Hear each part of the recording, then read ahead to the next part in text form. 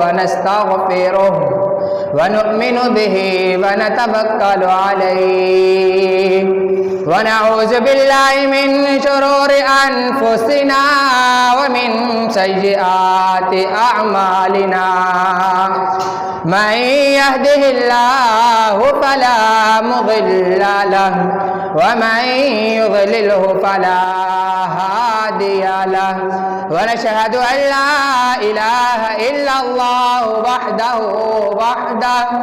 أما بعد فأعوذ بالله من الشيطان الرجيم بسم الله الرحمن الرحيم الحمد لله رب العالمين آمنت بالله صدق الله العظيم وصدق رسوله النبي الكريم ونحن على ذلك لمن الشاهدين والشاكرين والحمد لله رب العالمين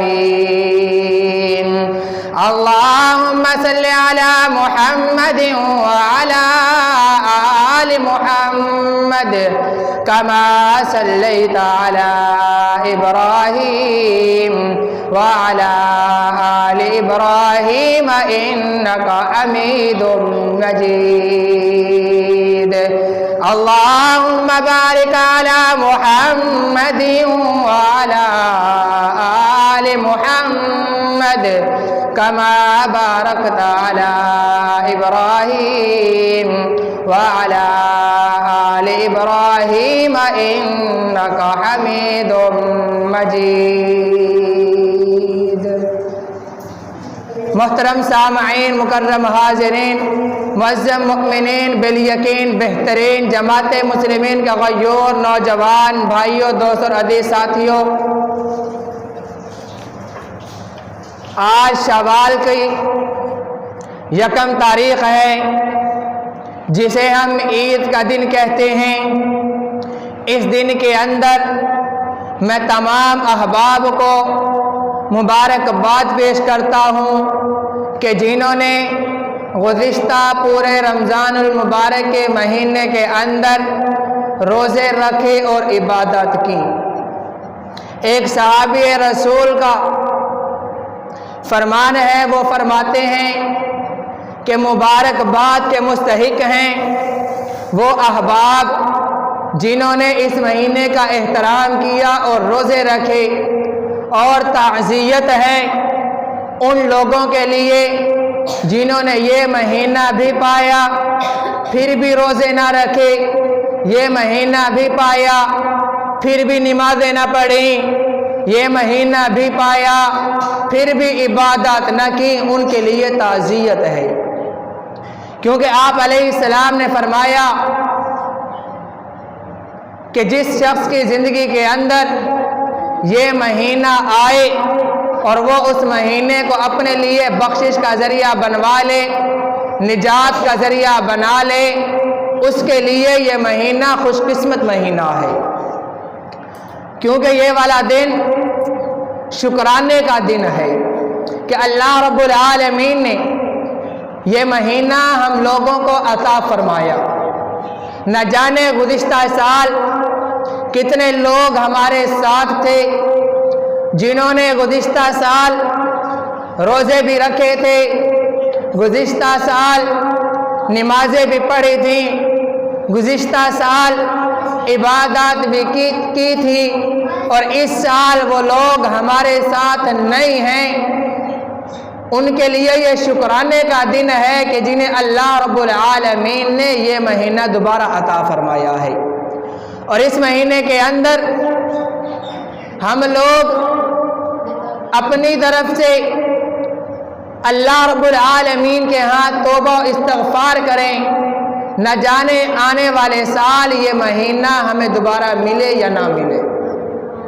ہو سکتا ہے یہ والا دن ہماری زندگی کا آخری دن ہو، یہ دن ہماری زندگی کے اندر دوبارہ نہ آئے، اسی لیے اس دن کے اندر جنہوں نے روزے رکھے ہیں وہ شکر ادا کریں جو اس مہینے کی رحمتوں سے، برکتوں سے، फजीलतों से महरूम रहे, वो इसके अंदर तौबा इस्तिग़फ़ार करें तक कि ना जाने ये वाला दिन दोबारा हमारी ज़िंदगी के अंदर आए या ना आए। और ये वाला महीना अल्लाह रब्बुल आलमीन ने गुजारने के बाद मुसलमानों को एक खुशखबरी सुनाते हुए ईद का दिन अता फरमाया है कि वो मुसलमान ईदगाह की तरफ आएँ जिन्होंने इस महीने के अंदर रोज़े रखे और इबादत की हैं। ये इसी तरह से है कि जिस तरह एक हमारा स्कूल का बच्चा पूरा साल स्कूल की किताबें पढ़ता है, किताबें पढ़ने के बाद फिर उसके दिन मुकर्रर कर दिए जाते हैं कि इन दिनों के अंदर उसके पेपर होंगे, इम्तिहानात होंगे। जब वो बच्चा इम्तिहानात से पास हो जाता है फिर एक दिन मुकर्रर कर दिया जाता है कि उस दिन उनका रिजल्ट उन्हें बता दिया जाता है, सुना दिया जाता है। इसी तरह अल्लाह रब्बुल आलमीन ने पूरा साल हमें इसकी तैयारी के लिए दिया, फिर एक महीना हमें उसको गुजारने के लिए दिया कि इस महीने के अंदर तुमने इस वक़्त के अंदर रोज़ा रखना है, इस वक़्त तक अफ्तार करना है, ये वक़्त नमाज़ों का है, ये वक़्त अफ्तार का है। जब ये महीना ख़त्म हो गया, पेपर ख़त्म हो गए, तो उसके बाद अल्लाह रब्बुल आलमीन ने मुसलमानों को ईद का दिन अता फरमाया कि ईद के दिन मुसलमानों की बख्शिश के फैसले फरमा दिए जाते हैं। तो इस ईद के दिन के अंदर की कुछ सुन्नतें हैं, वक्त मुख्तसर है, जो अहबाब अभी घरों के अंदर मौजूद हैं उनसे गुजारिश है कि 5 मिनट बकिया रह गए हैं, जल्द से जल्द मस्जिद के अंदर तशरीफ़ ले आएँ। इस दिन के अंदर सुन्नतें हैं जो उनमें से सबसे पहला काम है कि मुसलमान जब ईदगाह की तरफ आए तो गुस्ल करके आए। ईद के लिए गुस्ल करके आना सुन्नत अमल है। नंबर 2, अच्छा लिबास पहन कर आए। जितना उसे अल्लाह रब्बुल आलमीन ने माल दिया है, नया लिबास सिलवा कर पहन सकता है, नया लिबास सिलवा कर पहने। अगर नया लिबास सिलवा कर नहीं पहन सकता तो उसके पास जो कपड़े मौजूद हैं उनमें से जो अच्छा लिबास है, खूबसूरत लिबास है, वो लिबास पहनकर मस्जिद में आए, ये भी सुन्नत है। और कपड़ों के ऊपर खुशबू लगाकर आना, ये भी सुन्नत अमल है। और ईद से पहले कुछ खाकर आना, ये भी आप अलैहिस्सलाम की सुन्नत है। और खाने के अंदर खंजूरें खाकर आना और ताक खंजूरों के अंदर खाकर आना, ये भी एक अलग से सुन्नत अमल है। ताक से मुराद, जैसे हम ताक रातों के अंदर रात तलाश करते हैं, मसलन 21 है, 23 है, 25 है, 27 है या 29 है, इसी तरह ताक खंजूरों में से 1, 3, 5, 7, 9 यानी जुड़वा ना हो, अलग अलग से खंजूरें खाकर आना, ये भी एक सुन्नत अमल है। और सदका फितर अदा करके आना, ये भी सुन्नत अमल है। इसके अंदर बाद अहबाब गलत फहमी के अंदर मुब्तला रहते हैं कि शायद कि जिस तरह के मसला बयान किया जाता है कि सदका फितर इसलिए भी अदा करो कि तुमने रोज़े रखे हैं, रोज़े रखने के साथ उनके अंदर कोई कमी पेशी रह जाती है तो सदका फितर अदा करने से उसकी कमी पेशी पूरी कर दी जाती है। बाज़ अहबाब कहते हैं कि सदका फितर वो अदा करें जिन्होंने रोज़े रखे हैं, उनके अंदर कमी पेशी रह गई होगी, हमने तो रोज़े नहीं रखे। बाज़ लोग कहते हैं कि सदका फितर वो अदा करें जिन्होंने रोज़े नहीं रखे, हमने तो रोज़े पूरे पूरे रखे हैं, हमसे तो कोई कमी गुताही नहीं रही। ये दोनों बातें गलत हैं। सदका फितर बाज़ लोग कहते हैं कि हर इंसान अदा करे, हर मुसलमान अदा करे, ये मसला भी गलत है। सदका फितर वो अदा करे जिसे अल्लाह रब्बुल आलमीन ने साहिब निसाब बनाया है, जिसे अल्लाह रब्बुल आलमीन ने माल दिया है, वो माल में से सदका फितर अदा कर सकता है। वो इंसान सदका फितर देकर मस्जिद के अंदर आए। अगर हम इस बात को मान लें कि सारे हजरात सारे मुसलमान ही सदका फितर अदा करें। सोचने की बात है, फिर सदका फितर लेगा कौन, दें किसको? अगर सारे ही सदका फितर अदा करें, सदका फितर वो अदा करें जिसके पास आज के दौर के अंदर तकरीबन कम से कम 70 से 80 हज़ार रुपये मौजूद हो, वो सदका फितर अदा करे। और इस तरह ईद के लिए आते हुए पैदल चलकर आना, ये भी सुन्नत अमल है। और एक रास्ते से आना और दूसरे रास्ते से जाना, ये भी सुन्नत अमल है। और ईदगाह की तरफ आते हुए तकबीरात कहना, अल्लाहु अकबर, ला इलाहा इल्लल्लाहु अल्लाहु अकबर वलिल्लाहिल हम्द कहते हुए आना, ये भी सुन्नत अमल है। और ईदगाह की तरफ आने से पहले अपने घर वालों के अंदर अपने हैसियत के मुताबिक खर्च करना, यह भी आप अलैहिस्सलाम की सुन्नत है। इसी तरह हर चीज़ को आज मैं आप हज़रात के सामने एक दो बातें ऐसी कि जो आज हमारे यहाँ एक रिवाज बन चुका है, जिसे मुसलमानों ने एक रिवाज समझ लिया है। मिसाल के तौर पर किसी के यहाँ कोई फौतगी हो जाए, पूरे साल के अंदर कोई फौतगी हो चुकी है, या ईद से 1-2 माह पहले या कुछ दिन पहले फौतगी हो चुकी हो, तो लोगों ने यह रिवाज बना लिया है कि यार उनके घर फौतगी हुई है, अफसोस के लिए उनके घर चले जाते हैं कि पहली ईद है उनके घर, उनका कोई बड़ा दुनिया से चला गया है, किसी की वालदा, किसी का वालिद का कोई और अजीज़ व अकारिब दुनिया से चला गया है, और उनके घर ताज़ियत के लिए चले जाते हैं। ये इसके लिए जाना ये एक रस्म है।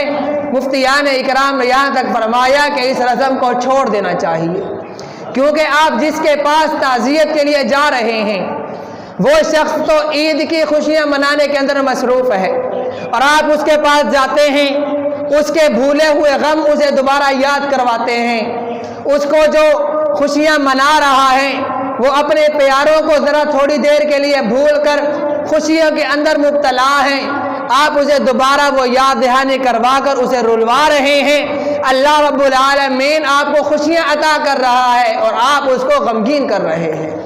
इसीलिए फरमाया कि ईद के दिन उनके पास जाना, आप ईद के लिए मिलने के लिए जाएं, अच्छी बात है, लेकिन अगर आप इसके लिए जाते हैं कि उनके पास उनकी फौतगी हो चुकी है, ताज़ियत के लिए जा रहे हैं, ये एक रस्म है, इसको छोड़ देना चाहिए।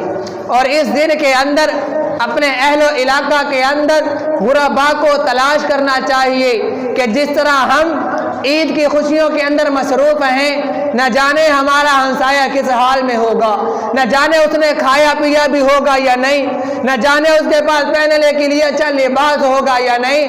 अपने अहले इलाका के अंदर, अपने मोहल्ला के अंदर गुरबा को तलाश करें, उनके सिर पर शफ़क़त का हाथ रखें ताकि वो भी आपके साथ ईद की खुशियों के अंदर शामिल हो जाए।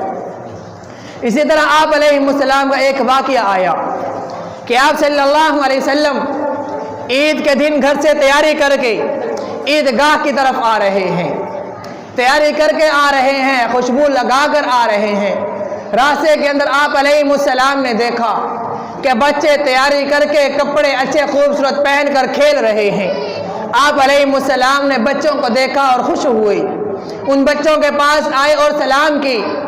फिर देखा कि एक बच्चा जिसने अच्छा लिबास भी नहीं पहना खड़ा रो रहा है, तो आप अलैहिस्सलाम ने उस बच्चे को से पूछा कि बच्चे तुम क्यों रो रहे हो, तुमने अच्छा लिबास क्यों नहीं पहना? वो बच्चा कहने लगा कि या रसूल अल्लाह, मेरा वालिद नहीं है, दुनिया से गुजर चुका है, मैं यतीम हूँ, मुझे अच्छे कपड़े पहनाने वाला कोई नहीं, मेरी वालिदा नहीं है, मुझे नहलाने वाला कोई नहीं, मुझे खुशबू लगाने वाला कोई नहीं, इसीलिए रो रहा हूँ। आप अलैहिस्सलाम ने उस नन्हे मुन्ने बच्चे को अपने हाथों में उठाया। आज हम किसी बच्चे को उठाएं, हम कहते हैं हमारे कपड़े ख़राब हो जाएंगे, फिर मैं और कपड़े तब्दील करके आऊँगा। दो जहानों के सरदार का अमल देखे, उस बच्चे को उठाया, अपने घर ले गए। हज़रत आयशा सिद्दीक़ा से फरमाया कि आए आयशा, घर के अंदर देखो, हसन और हुसैन के, जन्नत के शहजादों के कोई ना कोई अच्छा लिबास पड़ा होगा। हज़रत आयशा सिद्दीक़ा ने वो लिबास उठाया, उस बच्चे को नहलाया, कपड़े पहनाए, सुरमा लगाया। आप अलैहिस्सलाम ने उस बच्चे को खुशबू लगाए और अपने कंधों पर बिठाया और लेकर आ गए। उन बच्चों के पास पहुंचे। मैंने यहाँ तक उलमा से सुना कि देखने वाले बच्चों ने कहा कि काश मेरा भी आज वालिद दुनिया में ना होता, मेरा वालिद भी ईद के दिन आने से पहले वफात कर गया होता, कि आज दो जहानों का सरदार मुझे भी अपने साथ ले जाता और कहता कि आज तेरा वालिद नहीं है, मोहम्मद मुस्तफ़ा तेरा वालिद बनकर आया है। क्या आप अलैहिस्सलाम ने उस नन्हे मुन्ने बच्चे को अपने हाथों में उठाया, उसके सर पर शफकत का हाथ रखा और दुनिया वालों को पैगाम दे दिया। क्या है दुनिया वालों, जिस वक्त तुम अपनी दुनिया के अंदर ईद की खुशियों के अंदर मसरूफ हो गए, उस वक्त अपने अहले इलाका के अंदर तलाश करना कोई बेवा, कोई मस्कीन, कोई यतीम भूखा ना बैठा हो, प्यासा ना बैठा हो। इसीलिए ईद उल फितर में आके के लिए आने से पहले सदका फितर अदा करके आना। अगर कोई शख्स किसी वजह से सदका फितर ईद से पहले अदा न कर सके, वो ये न समझे कि ईद गुजर चुकी है, अब सदका फितर अदा नहीं करना, बल्कि उसे ईद से पहले सदका फितर अदा न करने पर गुनाह होगा, मुआफ नहीं होगी, कज़ा करनी लाजिम होगी। दुआ है कि अल्लाह रब्बुल आलमीन हम मुसलमानों को इन बातों पर अमल करने की तौफीक अता फरमाए। तमाम अहबाब जो अभी तक घरों में मौजूद हैं, उनसे गुजारिश है कि जल्द से जल्द मस्जिद में तशरीफ़ ले आएँ। तमाम अहबाब ईद की नीयत सुनने के साल के बाद ईद आती है, अब आप भूल चुके होते हैं। सबसे पहले हमने नियत करनी है 2 रकात नमाज ईद उल फितर वाजिब 6 ज़ायद तकबीरों के। उसके बाद हमने नियत बांधनी है अल्लाहु अकबर कहकर सना सुब्हानक अल्लाहुम्मा व बिहम्दिका व तबारक अस्मुका व तआला जद्दुका व ला इलाहा गैरुक पढ़ना है। पहली रकत के अंदर हमने अल्लाहु अकबर कहकर हाथों को छोड़ देना है, दूसरी मर्तबा भी हाथों को उठाना है, कानों तक हाथों को छोड़ देना है, तीसरी मर्तबा भी इसी तरह अल्लाहु अकबर कहकर हाथों को बांध लेना है। उसके बाद मुक्तदी खामोश रहेंगे, इमाम सूरह फातिहा पढ़ेगा, कोई सूरत पढ़कर पहली रकत पूरी हो जाएगी। दूसरी रकत के अंदर पहले इमाम सूरह फातिहा पढ़ेगा, उसके बाद कोई और सूरत पढ़ेगा, मुक्तदी हजरात खामोश रहेंगे। रकू में जाने से पहले एक मरतबा अल्लाहु अकबर कहकर कानों तक उठाकर हाथों को छोड़ देना है, दूसरी मरतबा भी हाथों को उठाकर छोड़ देना है, तीसरी मरतबा भी अल्लाहु अकबर कहकर हाथों को छोड़ देना है, चौथी मरतबा बगैर हाथ उठाए अल्लाहु अकबर कहकर रकू में जाना है। नमाज पूरी हो जाएगी, उसके बाद दुआ होगी। जिस तरह से बकिया नमाजों के अंदर हम नमाज से फौरन बाद दुआ मांगते हैं, सुन्नत अमल है कि नमाज के फौरन बाद दुआ मांगे। दुआ होगी, उसके बाद खुतबा होगा। दोनों खुतबों को सुनना वाजिब है। खुतबे सुनने से पहले कोई हजरात मस्जिद से बाहर ना जाए। बात जगह पर इस तरह से होता है कि पहले नमाज के बाद खुतबे होते हैं, खुतबे के बाद जाकर वहाँ पर दुआ होती है, ये भी ठीक है, लेकिन दुआ मांगते हुए सुन्नत अदा नहीं होती, सुन्नत रह जाती है। नमाज के फौरन बाद दुआएं, दुआ के बाद खुतबे होंगे। कोई अहबाब भी खुतबे सुने बगैर मस्जिद से ना जाएं। तमाम अहबाब सबों को दुरुस्त फरमा लें। छोटे बच्चे बाहर चले